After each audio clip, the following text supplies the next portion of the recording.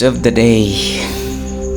It's a great day and the Lord will bless us so much. Salamat sa Ginoo sa maanindot nga panahon ug kanindot nga iyang gipamata-pata nga mapay nga patay kinabuhi. Ang ato ang pulong sa Ginoo nagaingon magkaigsunan. Psalms 23:1, The Lord is my shepherd, I shall not want.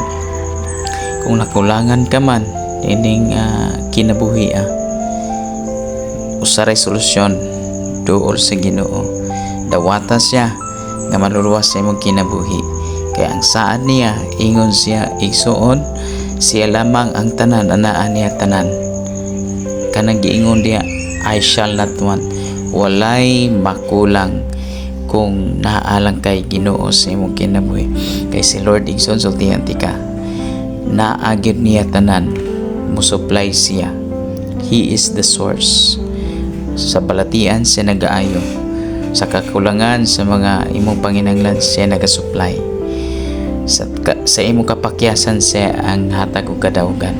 Wala lain pang duulan, siya ra gayud.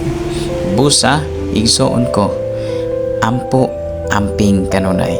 God bless.